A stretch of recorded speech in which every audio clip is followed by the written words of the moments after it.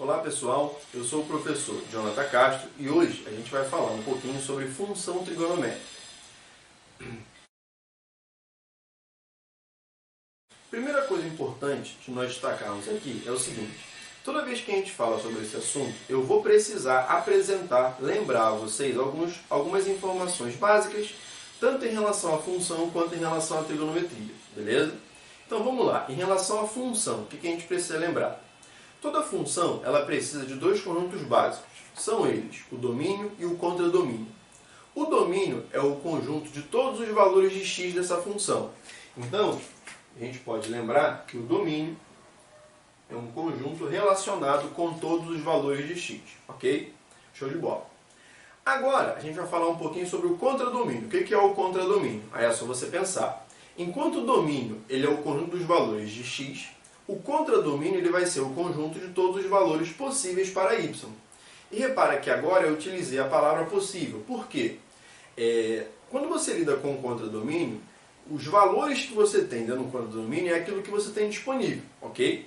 Só que agora você vai ter que lembrar de um segundo conjunto importante, que é a nossa imagem. E vai ser esse conjunto que eu vou dar mais destaque aqui em função trigonométrica. Qual é a diferença entre o contradomínio e a imagem? Basicamente, a imagem é um conjunto também, só que a imagem é um conjunto que é subconjunto do contradomínio. Ou seja, tudo que pertence à imagem pertence também ao contradomínio. E fica estabelecido isso para vocês. A imagem é um subconjunto do contradomínio. Basicamente, para resumir essa história, qual é a diferença entre os dois? Você tem disponível os valores de y no contradomínio. Quando você fala da imagem, você vai lidar com aqueles valores que você realmente vai utilizar na função. E como você utiliza esse valor na função? Bom, muito simples. Quando a gente lida com uma função, normalmente em uma função a gente estabelece uma coisa que a gente chama de lei da função, que é basicamente uma equação entre x e y. Então observa aqui que eu tenho o y igual a uma função de x. A gente pode dizer que o y aparece aqui em função de x. Inclusive é isso que dá nome ao assunto. A gente pode inclusive dizer que o y é o nosso f de x, para mais uma vez fazer referência à função em função de x. Beleza? Então basicamente o que está acontecendo? Para que eu tenha um valor de y, eu primeiro preciso saber quem é o x, por isso que ele é o primeiro conjunto, é o nosso domínio, ele tem o domínio do que vai acontecer dentro da função. Esse valor de x a gente joga na lei da função para então descobrir o valor de y. Esses valores de y que nós vamos descobrindo, cada valor desse vai entrar no nosso conjunto imagem. Quando alguns minutos atrás eu falei sobre valores do contradomínio sendo utilizados, eu me referi justamente a isso. Então, na imagem, você vai ter os elementos do contradomínio que aparecem resultado de um valor de x quando você joga na lei da função. Beleza? Show de bola. Depois, aqui no final, eu coloquei um terceiro elemento, que é o que a gente chama de período. O que é o período? Bom, para que a gente entenda bem. Por exemplo, no nosso cotidiano, vou dar um exemplo para vocês não esquecerem. Copa do Mundo. Copa do Mundo, a gente pode dizer que ela é um evento periódico. Por quê? De 4 em 4 anos, aquele evento se repete. De 4 em 4 anos, você vai ter a Copa do Mundo acontecendo novamente. Beleza?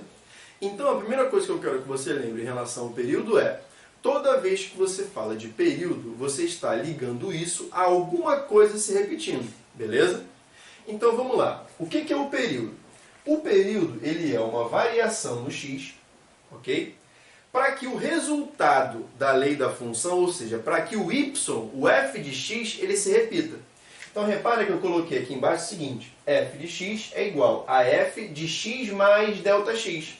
O Δx é justamente a variação do x, é um valor que às vezes eu posso acrescentar ou tirar do x, e da mesma forma, a função, o resultado da função vai se repetir.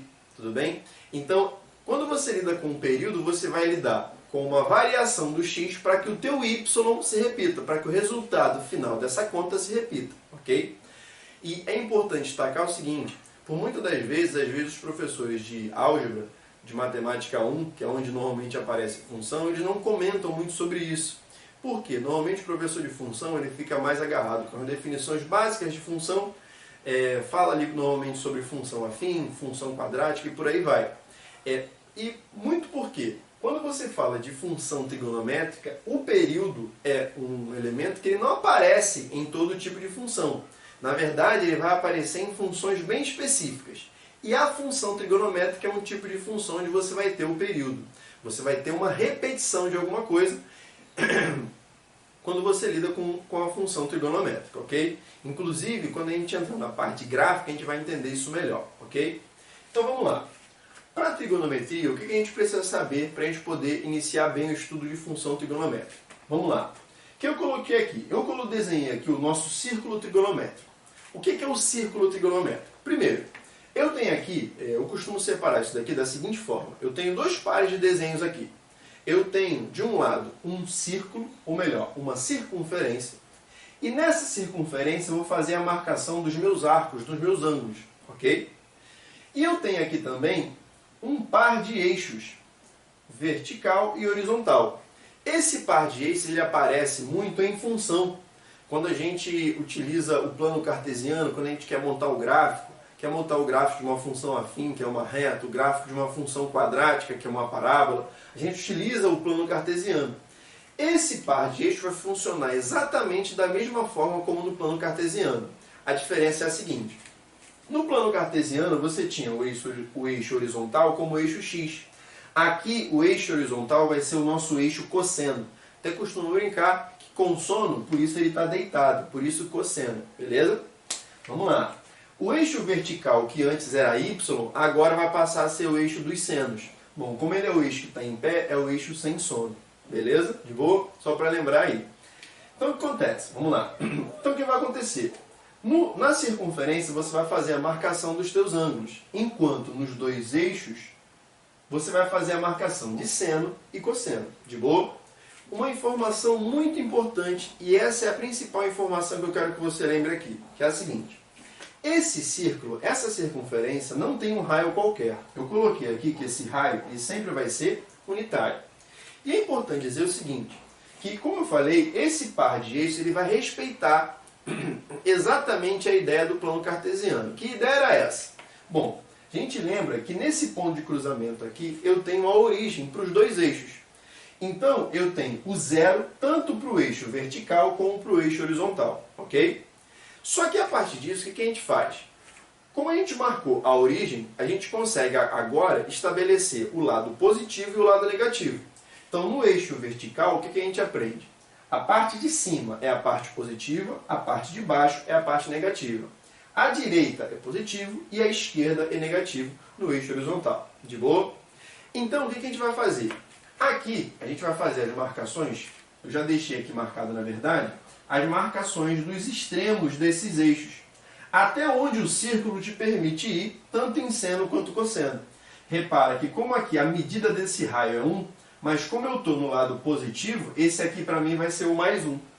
Aqui ó, a medida do raio é 1, como eu estou no sentido negativo, esse ponto aqui vai ser o nosso menos 1. Eixo horizontal, basicamente a mesma ideia. À direita eu tenho o mais 1, porque o raio é 1 e eu estou no lado positivo. E à esquerda eu tenho o menos 1, porque o raio é 1 e eu estou no lado negativo. Beleza? Isso nos permite afirmar o seguinte. Tanto seno quanto cosseno, elas são razões trigonométricas limitadas. Ou seja, você nunca vai ter um seno ou um cosseno valendo mais 10. Você nunca vai ter um seno ou um cosseno valendo menos 15. O que você precisa lembrar? O máximo que um seno ou um cosseno pode assumir é mais 1. E o mínimo é menos 1. E os valores de seno e cosseno vão transitar entre o mais 1, que é o valor máximo, e o menos 1, que é o valor mínimo. Tá claro? Beleza? Só para finalizar, só vale a lembrança em relação à marcação dos arcos. O que acontece? Aqui no círculo trigonométrico, e isso posteriormente a gente pode lembrar um pouco mais, se for o caso em outro vídeo, a marcação no círculo trigonométrico dos arcos, ela acontece de que forma? A gente estabelece aqui, como nos eixos, um marco zero, e a gente estabelece que o sentido anti-horário vai ser o nosso sentido de crescimento. Inclusive, é importante destacar que, quando você lida com a trigonometria, o ideal, principalmente para a galera de ensino médio, o ideal é que você lide com os teus ângulos sempre em radianos. Esse é o ideal. Por quê? O que vai acabar acontecendo aqui? Aqui no círculo trigonométrico você vai ter a oportunidade de expandir a tua ideia além daquilo que a gente tinha como ideia na geometria plana e na geometria espacial. Como assim? Por exemplo, aqui você pode ter a marcação de um ângulo de 1000 graus se for necessário. Você pode ter a marcação de um ângulo de menos 10 graus se for necessário. Coisas que quando você pensa na geometria plana e na geometria espacial, para essas duas geometrias eram coisas impossíveis, tudo bem? Mas aqui no círculo trigonométrico, como você estabelece um marco zero, você estabelece um sentido de crescimento. Consequentemente, se você for contrário a esse sentido, você não vai crescer, você vai decrescer. É aí, por exemplo, que aparecem os nossos ângulos positivos e negativos. Então aqui eu vou fazer a marcação em graus só para facilitar o nosso entendimento.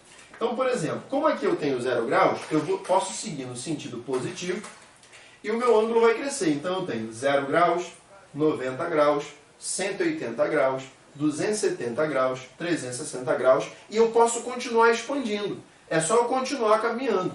360 graus, 450 graus, 540 graus e assim vai. Só que, reparou que eu fui no sentido anti-horário, que é o nosso sentido de crescimento? Eu poderia ir no sentido anti-horário, ou melhor, no sentido horário, perdão.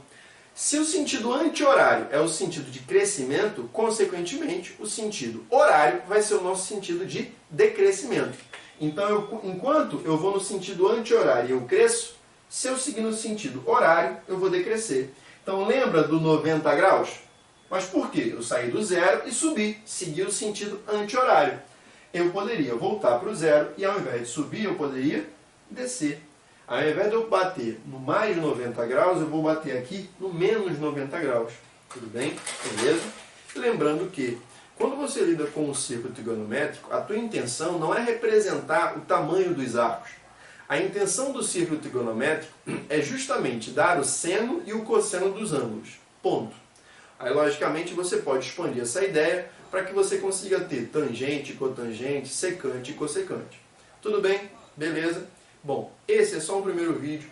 É um vídeo de introdução para a gente poder começar o estudo de função trigonométrica. Gostou? Curte e compartilha. Muito obrigado, minha gente. Fiquem com Deus. Que Deus abençoe vocês.